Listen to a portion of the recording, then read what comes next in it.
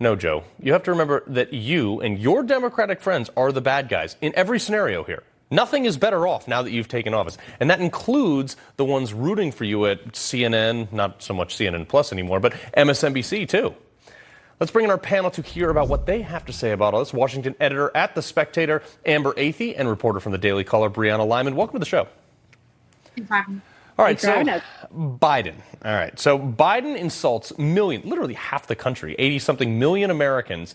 And this is coming from a president who campaigned on uniting the red and the blue, both sides. We're going to work together. He somehow never, ever fails to insult the entire Republican Party, Brianna, no?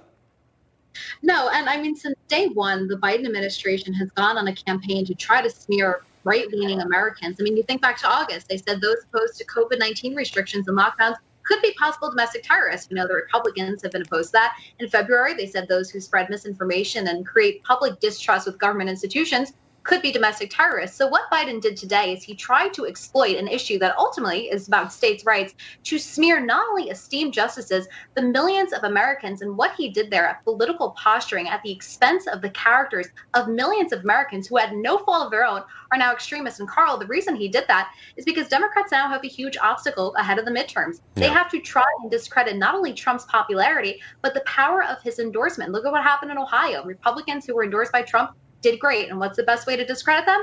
Smear them as extremists. Yeah, well, Amber, but this is from the same party that basically, I don't know if they've ever read the Constitution, but the 10th Amendment's pretty clear. And abortion's nowhere in the Bill of Rights. It's not in the Constitution. So why are they freaking out? People in California, they're free to abort themselves out of existence, and people in Florida can keep living. I mean, that sounds fair, right?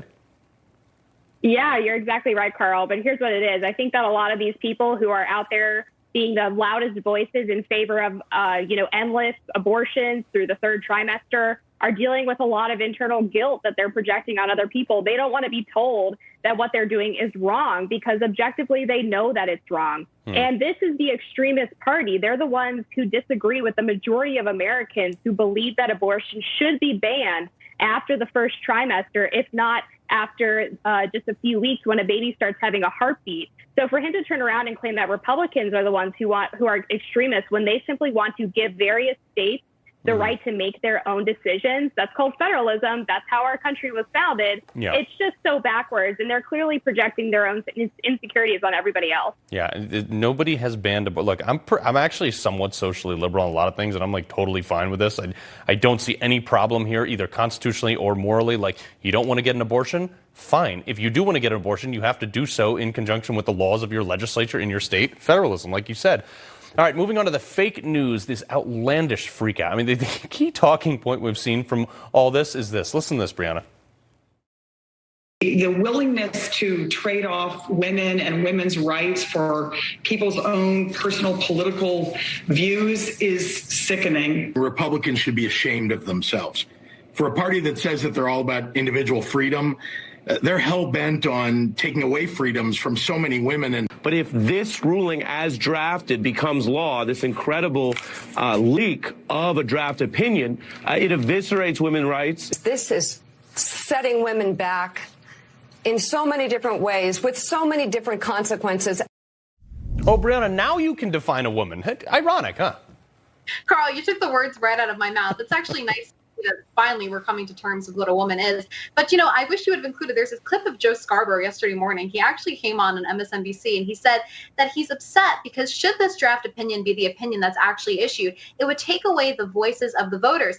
Carl, I don't know what these people don't seem to understand, but this draft opinion, it is remanding the issue of abortion, like Amber said, back to the states, making it a state's right. So if anything, voters will have a direct opportunity to have their voices heard because they will elect representatives who will put in place abortion policies that best align with their voters' interests. And it's the same thing when you think about guns. Some states have super strict gun control laws. Other states don't. It should be a states' rights issue. So the fact that the mainstream media is now claiming that this is all about women's rights, they're just trying to capitalize on this movement ahead of the midterms. We just want reasonable restrictions on abortion. I mean, that's what they say about our gun rights, and that's actually in the Constitution. selling a baby, so why not? Amber, common sense regulations. That's right. So, Amber, you know what the greatest thing about Joe Biden is that he's been in the Senate so long. Like, he served in the Senate with people who are actually born in the 1800s, like around the time the light bulb was made. Okay, so if you go rewind the tapes back to 1981, before I was born, folks, he voted to overturn Roe v. Wade. Look, this is a New York Post headline. Biden once voted to overturn Roe v. Wade, saying women do not have sole right to choose. What?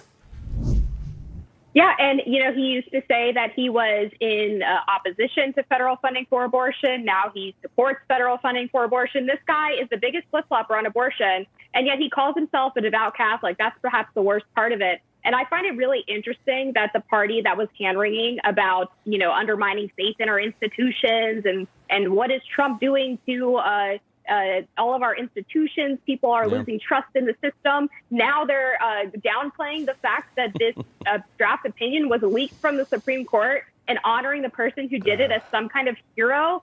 It's so backwards. But I mean, as we say all the time, if the left didn't have double standards, they wouldn't have any standards at all. Yep. And to all those people out there who were conservative but didn't want to vote for Trump, this is why we voted for him. This is why right here. So, Amber Athey, Brianna Lyman, we appreciate you coming here tonight. Thanks, Carl. All right, still ahead, the nation's still reeling from the stunning Supreme Court leak that could signal the end of Roe v. Wade as the high court faces criticism of being anti-democratic. We're going to break down what's happening when Greg Kelly Reports returns. And you can catch me on Saturday and Sunday, every Saturday and Sunday morning, right here on Newsmax, starting at 7 a.m. Eastern on Wake Up America Weekend. Folks, we'll be right back.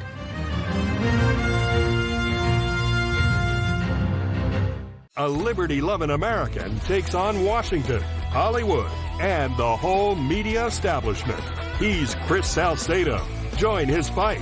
Tune in to The Chris Salcedo Show every weekday afternoon on Newsmax.